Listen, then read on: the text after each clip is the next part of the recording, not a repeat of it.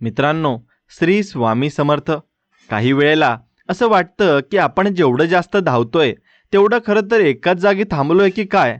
कारण मनाची ती तगमग कधीच थांबत नाही आणि आपण मात्र जगाला दाखवण्यासाठी चेहऱ्यावर एक खोटं समाधान ओढून घेतो.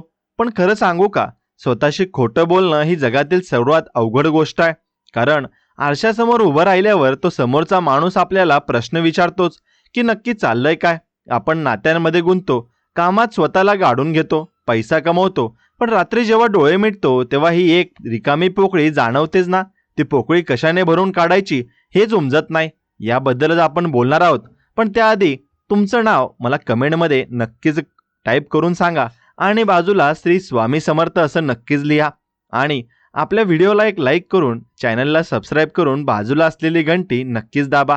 भक्तांनो, कधी कधी असं वाटतं की स्वामी समर्थांनी जे सांगितलं की भिवू नकोस, मी तुझ्या पाठीशी आहे, त्याचा अर्थ आपण फक्त संकटापुरता मर्यादित ठेवलाय का? खरं तर तो आधार दररोजच्या जगण्यातला त्या छोट्या छोट्या संघर्षासाठी सुद्धा आहे, जो आपण विसरून जातो. मला आठवतंय, एकदा मी खूप अस्वस्थ होतो, काही सुचत नव्हतं. असं वाटत होतं की सगळं संपलंय. पण मग लक्षात आलं की आपण ज्याला शेवट समजतो तो कदाचित एका नवीन सुरुवातीचा फक्त उंबरठा असतो. आपण मात्र त्या उंबरठ्यावर डोकं आपटून घेण्यातच आपली शक्ती खर्च करतो.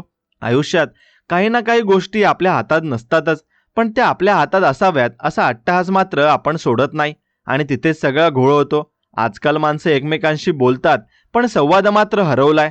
प्रत्येक जण आपलं म्हणणं कसं बरोबर आहे हे सिद्ध करण्यात इतका गुंतलाय की दुसऱ्याचं दुःख किंवा आनंद समजून घ्यायला कुणाकडे वेळच उरलेला नाही.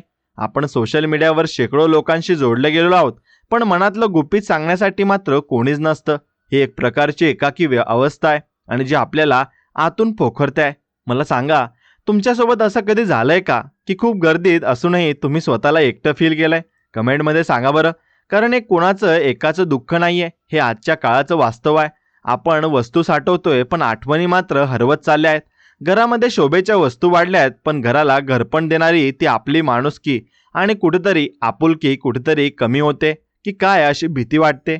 मला वाटतं की आपण थोडं थांबायला हवं, स्वतःशी बोलायला हवं. स्वामींच्या त्या शांत मूर्तीकडे बघितलं की जाणवतं की आयुष्यात किती वादळं आली तरी केंद्रस्थानी असलेली ती शांती महत्वाची असते. आपण बाहेर शांती शोधतोय, पण ती तर आत दडलेली आहे.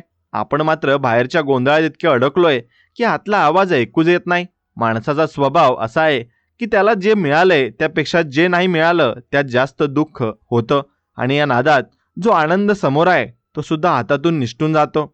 मी सुद्धा अनेकदा असं केलं. भविष्याची चिंता करण्यात वर्तमान जाळून टाकला. पण आता असं वाटतं की जे व्हायचंय ते होणारच आहे. मग आजचा दिवस का खराब करायचा?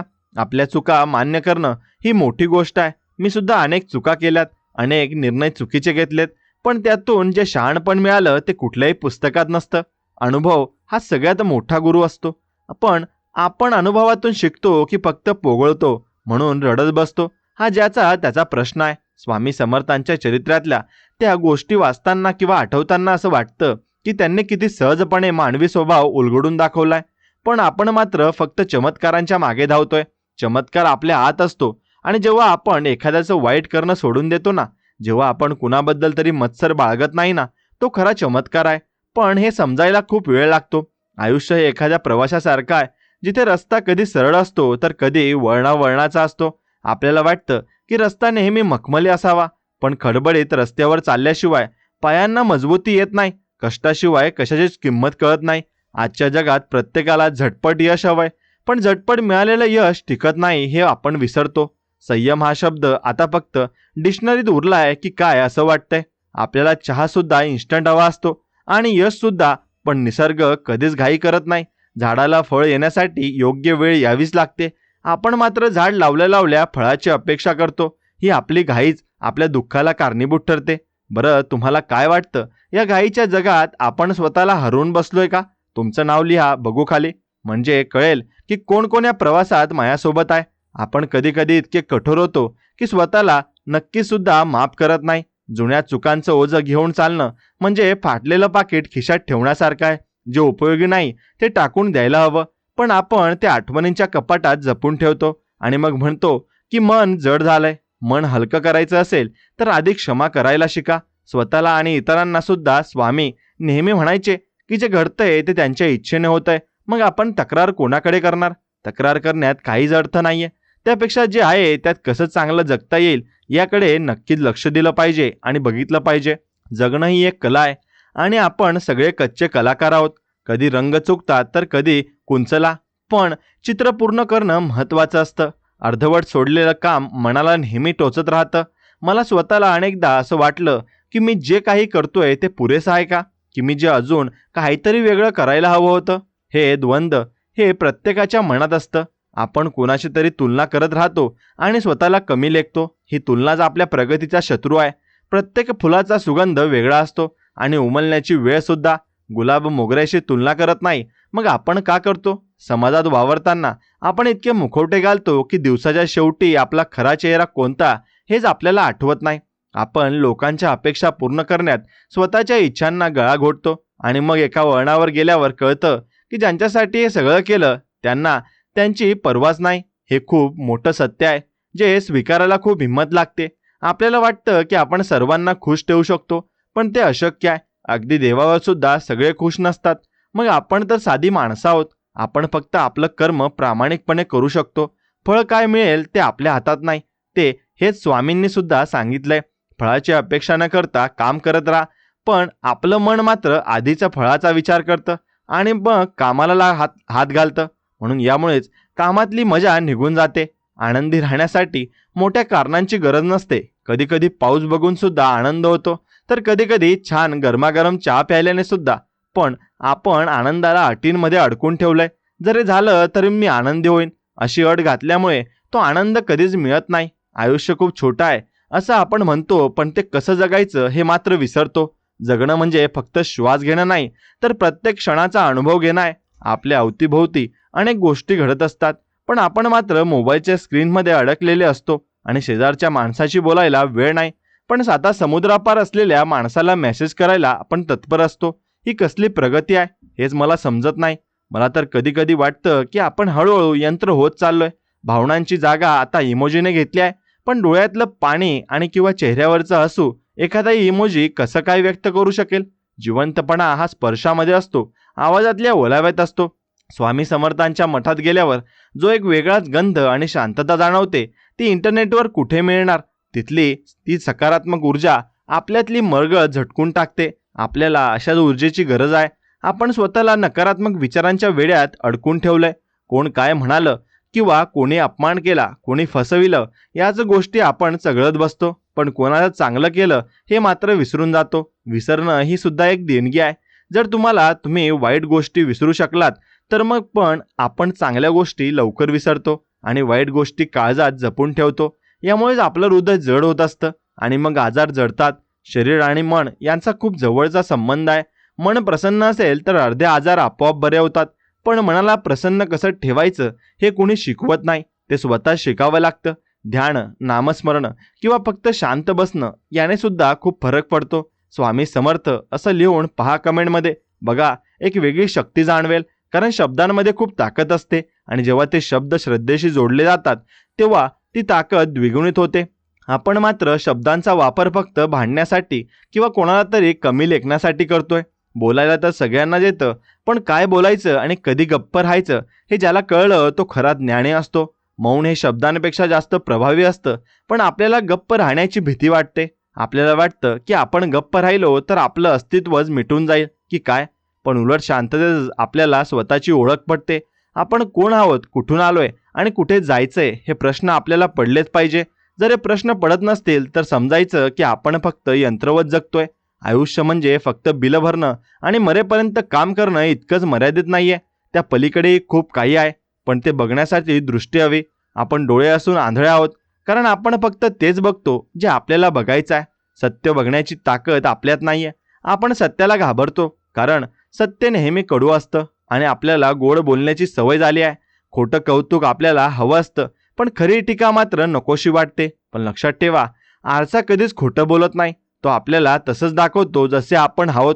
दोष आरशात नसतो, आपल्या चेहऱ्यावर असतो, पण आपण मात्र आरशात पुसत बसतो. हीच आपली सगळ्यात मोठी चूक आहे. आपण स्वतःला बदलण्याऐवजी जगाला बदलण्याचा प्रयत्न करतो आणि जेव्हा जग बदलत नाही तेव्हा आपण चिडतो, नैराश्यात जातो. जग बदलण्याची सुरुवात स्वतःपासून होते. स्वामींनी सुद्धा हेच सांगितलं आहे. स्वतःला ओळखा, तुमच्यातच तो परमेश्वर आहे. मग आपण त्याला बाहेर का शोधतोय? देव मंदिरात आहेच, पण तो तुमच्या कर्मात सुद्धा असायला हवा ना. जर तुमचं कर्म शुद्ध नसेल तर मंदिरातल्या दर्शनाला काहीच अर्थ उरला नाही. भक्ती म्हणजे फक्त पूजा अर्चा नाही, तर माणुसकी जपणं आहे. एखाद्या भुकेल्याला घास देणं ही सुद्धा एक प्रकारची भक्तीच आहे. आपण मात्र लाखो रुपये दान करतो, पण घराबाहेरच्या भिकाऱ्याला ओरडतो. हा दांभिकपणा आपल्याला कुठे नेणार आहे? खरं सांगू का, मला कधी कधी या सगळ्यांची भीती वाटते. आपण कोणत्या दिशेला चाललोय हेच कळेनासं झालंय. तरी एक आशा आहे की अजूनही काही माणसं आहेत जी माणुसकी टिकून आहेत. त्यांच्यामुळे हे जग चालू आहे. आणि तुम्ही जे काही करताय त्यात तुमचं मन होता. मग ते काम छोटं असो वा मोठं, कामातच देव शोधायला शिका. जसा तो सुतार आपल्या लाकडात शोधतो किंवा तो लोहार आपल्या लोखंडात, आपण मात्र ऑफिसच्या फाईल्समध्ये फक्त ताण शोधतोय. कामात आनंद शोधला ना तर थकवा जाणणार नाही. पण आपण मात्र फक्त सुट्टीची वाट बघत बसतो. सुट्टी मनाला द्यायची असते, कामाला नाही. मन जेव्हा कामातून मुक्त होतं तेव्हा त्याला शांती आणि विश्रांती मिळते. पण आपलं मन तर सुट्टीत सुद्धा कामाच्या विचारात असतं. मग ती कसली सुट्टी? आपण ताणतणाव विकत घेतोय. आपल्या गरजा कमी केल्या तर अर्ध्या चिंता आपोआप मिटतील.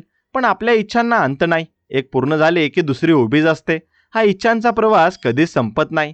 तो आपल्याला फक्त थकवतो. थोडं समाधान मानायला शिकलंच पाहिजे. समाधान म्हणजे आळस नाही, तर जे आहे त्याबद्दल कृतज्ञ राहणं आणि असणं. थँक्यू म्हणायला शिका. देवाला, नशिबाला आणि त्या माणसांना सुद्धा ज्यांनी तुम्हाला मदत केली आहे. कृतज्ञता ही एक जादू आहे.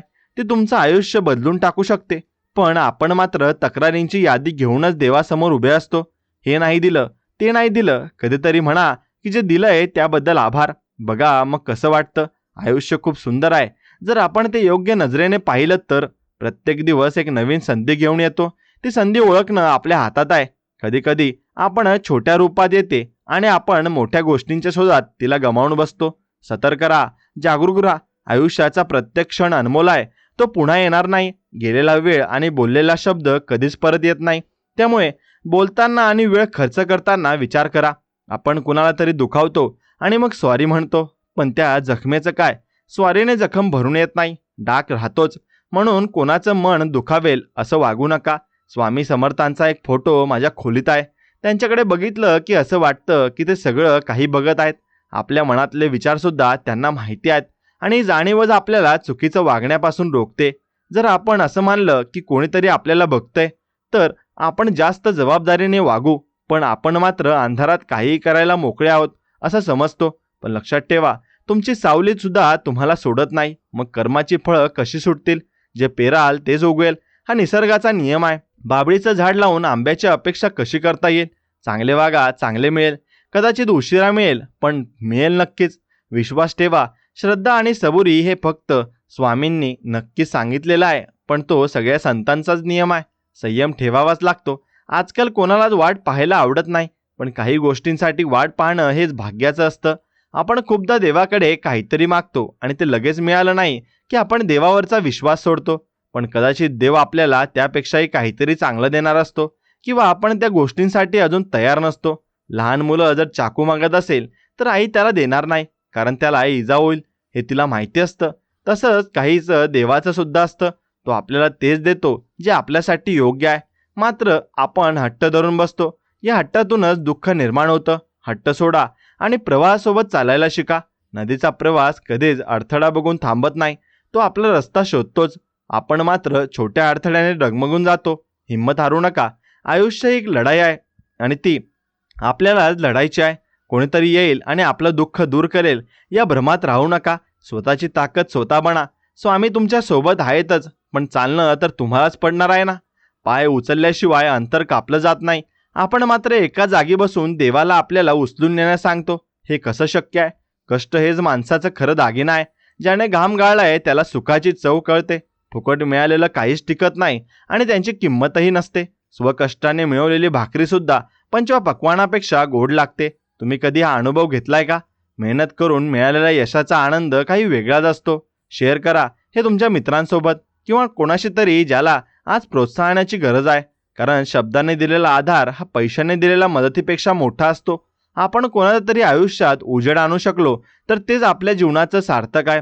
स्वतःसाठी तर सगळे जगतात, दुसऱ्यांसाठी जगण्यात जी मजा आहे ना ती कशातच नाही. परोपकार हा सगळ्यात मोठा धर्म आहे. पण आजकाल लोक फक्त स्वतःचा विचार करतात.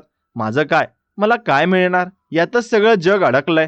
पण आपण जेव्हा द्यायला शिकतो ना तेव्हा आपल्याला जे मिळतं ते शब्दात सांगता येणार नाही. देण्याने कधीच काही कमी होत नाही, उलट ते वाढतं. ज्ञान असो, प्रेम असो वा संपत्ती असो, जितकं द्याल तितकं ते तुमच्याकडे परत येईल. हा विश्वास नियम आहे आणि या विश्वासाचा नियम आहे. आपण मात्र मुठी आवळून धरतो.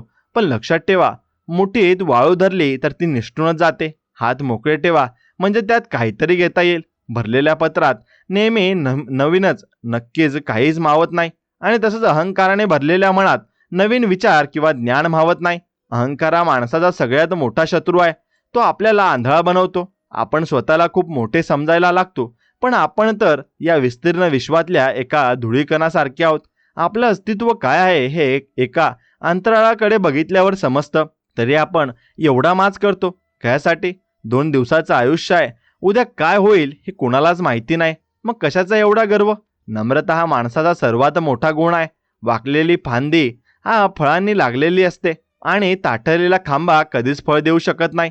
नम्र व्हा, लोकांची मनं जिंका. दरारा निर्माण करण्यापेक्षा प्रेम निर्माण करा. दरार भीतीने असतो आणि प्रेम आदराने. भीती काही काळासाठी असते पण आदर कायमस्वरूपी असतो. स्वामींनी सुद्धा प्रेमानेच जगाला जिंकलं. त्यांनी कधी कोणावर अधिकार गाजवला नाही, तरी लोक त्यांच्या मागे धावले, कारण त्यांच्याकडे प्रेम होतं, निस्वार्थ प्रेम. आजकाल निस्वार्थ प्रेम कुठे बघायला मिळतं? प्रत्येक नात्यात काहीतरी स्वार्थ दडलेला असतो. मुलगा बापाची सेवा करतो कारण त्याला संपत्ती हवी असते. मित्र मैत्री करतो कारण त्याला काहीतरी काम असतं. या स्वार्थाच्या जगात निस्वार्थ नातं शोधणं म्हणजे वाळवंटात पाणी शोधण्यासारखं आहे. पण तरी आईचं प्रेम निस्वार्थ असतं. तेच एक उदाहरण आहे जे आपल्याला देवाच्या प्रेमाची आठवण करून देतं. आपण आईवडिलांना विसरलो तर देवाला तरी कसं आवडेल? तेच आपले जिवंत देव आहेत. त्यांची सेवा करा, त्यांचा सन्मान द्या. मंदिरात जाण्यापेक्षा घरामध्ये आनंदी वातावरण ठेवा. तिथे स्वामी समर्थांचा वास असेल. भक्ती ही घराबाहेर नाही तर घराच्या आतून सुरू व्हायला हवी. जर तुम्ही तुमच्या कुटुंबाला आनंदी ठेवू शकत नसाल तर जगाला काय सुख देणार? आपली माणसं जपायला शिका. पैसा पुन्हा कमवता येईल पण गेलेली माणसं पुन्हा येत नाहीत. एकदा का वेळ निघून गेली की पश्चातापाशिवाय काही उरत नाही. मी स्वतः अनुभवलंय की जेव्हा आपण जवळच्या माणसाला गमावतो तेव्हा कळतं की आपण त्यांना किती गोष्टी सांगायच्या राहून गेलो होतो. मग ती टोचणी आयुष्यभर सोबत राहते. म्हणून आजच बोला, मनातलं सांगून टाका. काही तक्रार असेल तर मिटून टाका. आयुष्य खूप अनपेक्षित आहे. उद्याची खात्री कोणीच देऊ शकत नाही. आपण प्लॅनिंग तर खूप करतो पण नियतीचं प्लॅनिंग काही वेगळंच असतं. तरी आपण प्रयत्न करणं सोडायचं नाही. आशा ही जगण्याची शक्ती आहे. जोपर्यंत आशा जिवंत आहे तोपर्यंत आपण जिवंत आहोत. निराशा ही मृत्यूसारखी असते. ती आपल्याला आतून मारून टाकते. सतत उत्साही राहा. काहीतरी नवीन शिकण्याचा प्रयत्न करा. वयाच्या आणि शिकण्याचा काही संबंध नसतो. माणूस मरेपर्यंत विद्यार्थी असतो. ज्या दिवशी त्याने शिकणं थांबवलं ना त्या दिवशी तो खऱ्या अर्थाने म्हातारा झाला. जग बदलतंय, तंत्रज्ञान बदलतंय, त्यासोबतच आपल्यालाही बदलावं लागेल. जुन्या विचारांना चिटकून राहिलो तर आपण मागे पडू. पण आपले मुळं मात्र विसरू नका. मूळ घट्ट असतील तरच झाड वादळात टिकून राहतं. संस्कार ही आपली मुळं आहेत. ते आपल्याला आधार देतात. आजच्या पिढीला हे सांगणं खूप गरजेचं आहे की प्रगती करा पण संस्कृती विसरू नका.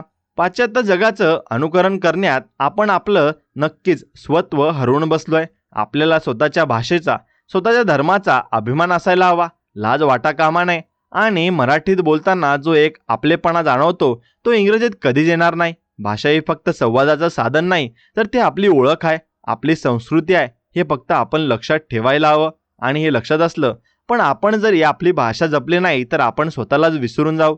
काय वाटतं तुम्हाला? आपली भाषा जपण्यासाठी आपण काय करायला हवं? काहीतरी साध्या सोप्या गोष्टी तुम्ही सुचवा पाहू. कदाचित तुमच्या एका विचारामुळे कोणाला तरी प्रेरणा मिळेल. आयुष्य हे प्रश्नांनी भरलेलं आहे आणि उत्तर आपल्याला शोधायचे आहेत. कधी उत्तर लवकर मिळतात तर कधी खूप शोधूनही सापडत नाहीत. पण शोधणं महत्त्वाचं आहे. जो शोधतो त्याला सापडतं. स्वामींनी म्हटलं आहे की जो माझं चिंतन करतो त्याला मी कधीच अंतर देत नाही. चिंतन म्हणजे काय? फक्त देवाचं नाव घेणं नव्हे तर चांगल्या विचारांचं मनन करणं आहे. स्वतःच्या चुका शोधणं आहे आणि त्या सुधारण्याचा प्रयत्न करणं आहे. स्वतःला रोज थोडं थोडं चांगलं बनवणं म्हणजे भक्ती आहे. आपण काल जे होतो त्यापेक्षा आज थोडे अधिक चांगले झालो तर आपण प्रगती केली असं म्हणता येईल. संपत्ती वाढली म्हणजे प्रगती झाली असं नाही, तर विचारांची प्रगल्भता वाढली पाहिजे. समजून घेण्याची वृत्ती वाढली पाहिजे. लोकांकडे बघण्याचा दृष्टिकोन बदलला पाहिजे. द्वेष आणि असूया याने कोणाचंच भलं झालं नाहीये. शेवटी आपण काय घेऊन जाणार आहोत आणि रिकाम्या हाताने आलो आहोत आणि होतो आणि रिकाम्या हाताने जायचं आहे. मग मधल्या काळात हे सगळं कशासाठी? एक समाधान नावाचा ठेवा मिळवण्यासाठीच ना. पण तोच आपण मिळवू शकत नाही. आपण जग जिंकतो पण स्वतःचं मन मात्र जिंकू शकत नाही. मन हे खूप चंचल आहे. त्याला आवर घालणं कठीण आहे पण अशक्य नाही. सरावाने आणि सत्संगाने ते शक्य होतं. आणि चांगले मित्र निवडा जे तुम्हाला संकटात साथ देतील आणि चुकीच्या मार्गावर गेल्यास कान पकडून परत आणतील. मैत्री ही आरशासारखी असावी, जे आहे तसं रूप दाखवते. स्तुती करण्यापेक्षा चुका दाखवणारे मित्र जास्त जवळचे ठेवा. जग हे तुम्हाला सर्व काही दाखवेल कारण तेच तुमचं भलं इच्छितात आणि मित्र तुमचे भलं इच्छित आहेत. आणि आजकाल लोक गोड बोलून मागे वार करतात. अशा लोकांपासून सावध राहा. जग हे काही फक्त चांगल्या माणसांसाठी भरलेलं नाहीये. इथे कपटी लोक सुद्धा आहेत. पण आपण आपलं चांगलापणा सोडायचा नाही. दुसऱ्याने आपल्याशी कसं वागावं हे त्याच्या संस्कारावर अवलंबून आहे. पण आपण दुसऱ्याशी कसं वागतो हे आपल्या संस्कारावर अवलंबून आहे. तुमचं वागणं हे तुमचं प्रमाणपत्र आहे. लोक तुम्हाला तुमच्या वागण्यावरूनच ओळखतील. तुमची पदवी किंवा पैसा काही काळानंतर विसरला जातो, पण तुम्ही एखाद्याशी कसं वागलात हे आयुष्यभर लक्षात राहतं. कोणाला तरी हसवणं हे जगातलं सगळ्यात पुण्यवान काम आहे. कोणाला तरी अश्रू पुसणं ही खरी सेवा आहे. आपण मंदिरात पैसे देतो त्याऐवजी एखाद्या गरीब मुलाला शिक्षणासाठी मदत केली तर स्वामींना जास्त आनंद होईल. कारण ते दीनदलितांचे कैवारी होते. त्यांना गरिबांची सेवा आवडायची. आपण मात्र भक्तीचा देखावा जास्त करतो आणि प्रत्यक्ष आचरणात मात्र शून्य असतो. हे कुठेतरी थांबायला हवं. दिखावेपणाने देव मिळत नाही. तो मिळतो सरळ आणि साध्या भावाने. भाव तिथे देव हे वचन उगीच नाही म्हटलं गेलंय. तुमच्या मनात जर शुद्ध भाव असेल तर देव तुमच्या हाकेला नक्कीच धावून येईल. पण हाक मारताना ती आतून यायला हवी. फक्त ओठांवर नाव असून उपयोग नाही, मनातून ती आतरता हवी. तुम्ही कधी देवाला अशी मनापासून हाक मारली आहे का? जेव्हा तुम्हाला कोणाचीच मदत मिळत नव्हती आणि अचानक कुठून तरी नक्कीच मदत आली. तो अनुभव आठवून बघा. तेच तर देवाचं अस्तित्व असतं. तो स्वतः येत नाही पण कोणाच्या तरी रूपात आपली मदत करतो. त्या माणसाला आपण देव मानतो पण प्रत्यक्षात ती ऊर्जा स्वामींचीच असते. आपण फक्त माध्यम आहोत. कोणीतरी मला मदत केली म्हणून मी कोणाला तरी मदत करायची आणि करायला हवी. ही साखळी सुरू राहिली पाहिजे. जरी साखळी तुटली तर समाज विस्कळीत होईल. आज आपण बघतोय की लोक खूप स्वार्थी झालेत. त्यांना दुसऱ्यांच्या दुःखाशी काही देणं घेणं नसतं. रस्त्यावर अपघात झाला तरी लोक व्हिडिओ काढत बसतात पण मदत करायला पुढे येत नाहीत. ही माणुसकीची हत्या आहे. आपण तांत्रिकदृष्ट्या प्रगत झालोय पण भावनिकदृष्ट्या मात्र खूप मागे पडलोय. हे खूप भयावह आहे आणि आपल्याला पुन्हा एकदा माणूस बनावं लागेल. भावनांना किंमत द्यावी लागेल. संवेदना जपाव्या लागतील. तरच हे जग राहण्यायोग्य होईल. नाहीतर आपण फक्त सांगाडे म्हणून जगू. मला नेहमी वाटतं की आपण आपल्या मुलांना काय देतोय? पैसा, शिक्षण आणि सुविधा तर देतोय, पण संस्कार आणि माणुसकी देतोय का? त्यांना दुसऱ्याचा आदर करायला शिकवतोय का? त्यांना अपयशाचा सामना करायला शिकवतोय का? हे प्रश्न खूप महत्त्वाचे आहेत. आजकालची मुलं थोड्याशा अपयशाने खचून जातात आणि टोकाचं पाऊल उचलतात कारण आपण त्यांना संघर्षाची सवयच लावली नाही. त्यांना सगळं आयतं मिळालंय पण आयुष्यात काहीच आयतं मिळत नाही. मेहनत करावीच लागते आणि हे त्यांना लहानपणापासूनच कळायला हवं. आणि हे संस्कार फक्त बोलून नाही तर स्वतःच्या आचरणातून देता येतात.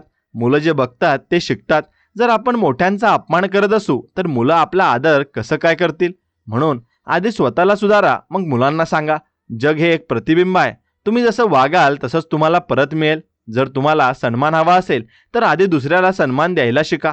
तुम्ही जर इतरांना तुच्छ लेखत असाल तर लोक तुम्हाला तरी का मान देतील? हे साधं गणित आहे पण आपण ते विसरतो. जीवनातल्या छोट्या छोट्या गोष्टींमध्ये आनंद शोधायला शिका. सकाळी उठल्यावर सूर्याचं दर्शन घेणं, पक्ष्यांच्या चिवचिवाट ऐकणं, झाडांना पाणी घालणं या गोष्टी आपल्याला निसर्गाशी जोडतात. आणि निसर्ग हा सर्वात मोठा डॉक्टर आहे. तो आपला ताण कमी करतो. पण आपण सिमेंटच्या जंगलात राहून निसर्गाला विसरलोय. कुंडीत त्या झाडाला सुद्धा आपण पाणी घालायला विसरतो. मग आपल्याला शांतता कशी मिळणार? निसर्गाच्या सानिध्यात गेल्यावर मनावरचं मळप दूर होतं. एकदा प्रयत्न करून बघा. पहाटे लवकर उठा आणि थोडा वेळ शांत बसा. कोणातही ध्यान न करता फक्त स्वतःच्या श्वासावर लक्ष द्या. तुम्हाला जाणवेल की तुमचं मन किती विचलित होत आहे. त्याला शांत करण्यासाठी खूप संयम लागतो आणि हेच खरं जीवन आहे. हे तुम्ही लक्षात घेतलं पाहिजे. हे लक्षात आलं तर तुमच्या सर्व काही लक्षात येऊन जाईल. मनावर ताबा मिळवणं हे खरं यश आहे. ज्याने स्वतःचं मन जिंकलं त्याने जग जिंकलं. आपण जगाला जिंकण्याच्या नादात स्वतःला हरवून बसलोय. आपली स्वप्न, आपल्या आवडीनिवडी या सगळ्यांवर काळाची धूळ बसली आहे. पुन्हा एकदा ते धूळ झटकून टाका आणि तुम्हाला जे आवडतं ते करा. संगीतात रस असेल तर गाणी ऐका. वाचनाची आवड असेल तर चांगली पुस्तकं वाचा. पुस्तकेची माणसाची उत्तम मित्र असतात आणि ते आपल्याला दुसऱ्याच्या अनुभवातून शिकवतात. आपण एका आयुष्यात सगळे अनुभव घेऊ शकत नाही, पण पुस्तक वाचून आपण हजारो आयुष्य जगू शकतो. चांगल्या विचारांची पेरणी मनामध्ये करा, म्हणजे फळं सुद्धा तशीच मिळतील. नकारात्मक विचारांना मनात थारा देऊ नका, कारण ते विष सारखे असतात. एक छोटासा विचार सुद्धा पूर्ण आयुष्य उद्ध्वस्त करू शकतो. नेहमी सकारात्मक राहा. स्वामींच्या त्या वचनाची आठवण ठेवा, भिवू नकोस, मी तुझ्या पाठीशी आहे. हे वचन तुम्हाला कोणत्याही परिस्थितीतून बाहेर काढण्यासाठी पुरेसं आहे. फक्त त्यावर विश्वास ठेवा आणि श्रद्धा हवी. विश्वासाशिवाय काहीही साध्य होत नाही. आपण औषध घेतो तेव्हा सुद्धा विश्वास असतो की ते आपल्याला बरं करेल. मग देवावर विश्वास ठेवायला काय हरकत आहे? तो तर सृष्टीचा नियंता आहे, त्याच्याकडेच सगळंच आहे. आपण फक्त मागण्याचं आणि पात्र होण्याचं काम करायचं आहे. आपली पात्रता वाढवा, म्हणजे आपल्याला जे हवंय ते आपोआप मिळेल. पात्रता कशी वाढवायची?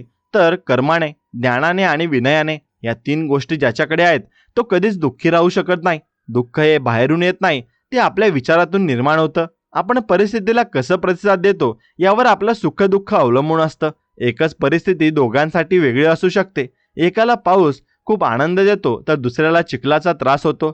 परिस्थिती तीच आहे, पण बघण्याचा दृष्टिकोन वेगळा आहे. तसंच आयुष्याचा आहे. जे आहे त्या चांगलं शोधायला शिका. दोषांकडे दुर्लक्ष करा. कुणीचं परिपूर्ण नसतं. प्रत्येकात काही ना काहीतरी उणीव असतेच. त्या उणीवांचं माणसांना स्वीकारायला शिका, तरच नाती टिकतील. आणि जर तुम्ही परिपूर्णतेचा शोध घेत बसलात तर तुम्ही नेहमी एकटेच राहाल. स्वीकारणं हा सुखी राहण्याचा मंत्र आहे.